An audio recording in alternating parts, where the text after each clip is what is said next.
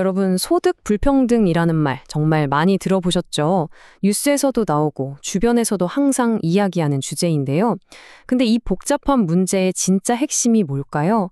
오늘 저와 함께 그 속을 한번 제대로 파헤쳐 보겠습니다. 근데 말이죠. 모든 논쟁은 사실 아주 근본적인 질문에서 시작합니다. 우리가 소득을 어떻게 정의하고 측정하느냐에 따라서 이 불평등이라는 문제의 그림이 정말 180도 달라질 수 있거든요. 자, 그럼 이 논쟁을 제대로 이해하려면 먼저 경제학자들이 소득을 어떻게 세는지부터 알아봐야 해요. 이게 생각보다 꽤 복잡합니다. 특히 경제학자들이 가장 첨예하게 맞붙는 지점이 바로 이 자본소득을 어떻게 계산하느냐 하는 문제인데요. 지금부터 그 세 가지 핵심적인 방법을 하나씩 뜯어보겠습니다. 자, 첫 번째는 분배소득이에요. 이건 가장 간단하고 직관적이죠. 여러분 월급, 배당금, 이자 이렇게 실제로 내 통장에 딱 꽂히는 그야말로 현금 자체를 말하는 겁니다. 근데 여기에 아주 큰 허점이 있어요. 예를 들어 앨리스라는 사람이 있다고 쳐보죠. 앨리스가 가진 회사가 돈을 엄청 벌었는데 배당을 안 하고 그 돈을 전부 재투자하는 거예요. 그럼 앨리스 통장에는 돈이 안 들어오지만 회사 가치는 계속 오르겠죠? 앨리스는 분명히 더 부자가 됐는데 분배소득으로는 이게 전혀 잡히지 않는다는 거죠.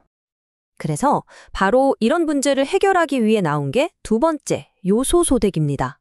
방금 그 앨리스의 사례처럼 당장 현금으로 받진 않았지만 회사에 쌓여있는 그 재투자 이익까지 소득으로 보자는 좀 더 넓은 개념인 거죠. 근데 이것도 완벽하진 않아요. 왜냐하면 이건 회계장부에 의존하거든요. 이게 무슨 말이냐면 그냥 회계 처리 기준, 그러니까 규칙이 살짝 바뀌는 것만으로도 소득 불평등 수치가 확 뛸 수 있다는 거예요. 현실 세계에선 아무 일도 없었는데 그냥 서류상 숫자가 바뀌는 거죠. 자, 그래서 이 모든 걸 다 포함하려는 거의 끝판왕 같은 개념이 등장합니다. 바로 세 번째, 헤이글-사이먼스 소득입니다. 이건 간단해요. 당신의 자산 가치가 1년 동안 얼마나 변했는지 그 모든 거 다 소득으로 보자는 겁니다. 하지만 이것도 함정이 있어요. 예를 들어서 중앙은행이 금리를 확 낮췄다고 해봐요. 그럼 부동산이나 주식 같은 자산 가격이 막 오르겠죠? 내 재산은 늘어난 것처럼 보이지만 사실 이걸 팔아서 당장 뭘 더 사거나 소비할 수 있는 능력은 그대로일 수 있거든요. 이런 걸 바로 종이 위의 이익이라고 부르는 거죠. 자, 그럼 여기서 잠깐 정리하고 넘어갈게요. 아주 간단합니다. 첫째, 내 통장에 들어온 현금만 보는 분배소득. 둘째, 여기에 회사가 쌓아둔 이익까지 더한 요소소득. 마지막으로 아예 내 모든 자산의 시장가치 변동을 다 포함하는 헤이그-사이먼스 소득. 점점 더 넓은 범위를 포함하는 식으로 발전하는 게 보이시죠? 자, 지금까지 소득을 어떻게 측정하는지에 대한 세 가지 방법을 봤습니다.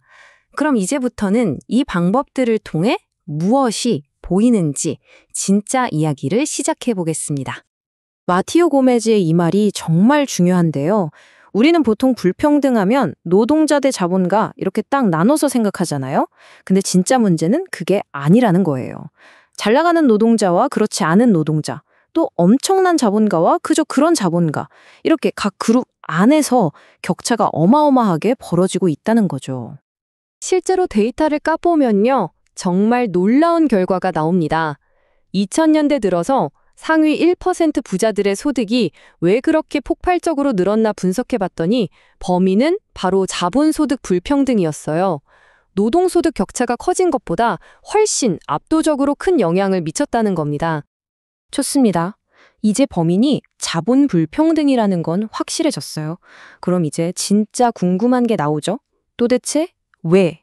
무엇이 자본소득을 이렇게까지 불평등하게 만들고 있는 걸까요? 이 숫자를 한번 보세요. 4배. 1980년 이후로 진짜 최상위 중에서도 최상위 0.01%의 사람들이 전체 소득에서 가져가는 파이가 무려 4배나 커졌습니다. 이건 정말 어마어마한 변화예요. 아니, 어떻게 이런 일이 가능했을까요? 연구를 보면 딱 세 가지 큰 흐름이 있었다고 합니다.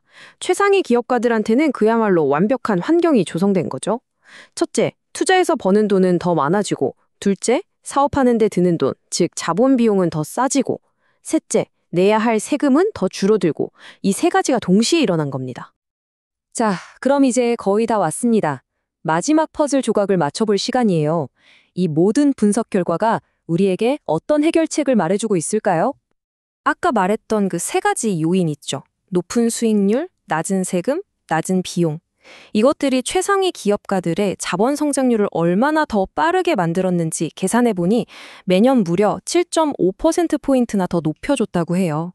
그 원인을 뜯어보면 높은 수익률과 낮은 세금이 각각 40% 정도씩 기여했고 나머지 20%는 낮은 자본 비용 덕분이었습니다.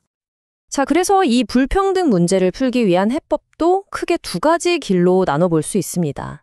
하나는 우리가 늘 얘기하는 세금을 손보는 길이죠. 세금 제도를 바꿔서 재분배를 강화하는 겁니다. 그런데 이 연구는 좀 다른 이야기를 해요. 어쩌면 더 근본적인 해법일 수도 있는데 바로 경쟁 그 자체에 주목하자는 겁니다. 그래서 오늘 여러분께 던지고 싶은 마지막 질문은 바로 이겁니다. 우리가 소득 불평등 문제를 해결하기 위해 이미 벌어진 격차를 세금으로 메우는 재분배에만 집중하는 게 맞을까요? 아니면 애초에 더 많은 사람들이 부를 쌓을 수 있도록 공정하게 경쟁할 수 있는 운동장 자체를 만드는데 더 많은 에너지를 쏟아야 하는 건 아닐까요? 한 번쯤 깊이 생각해 볼 문제입니다.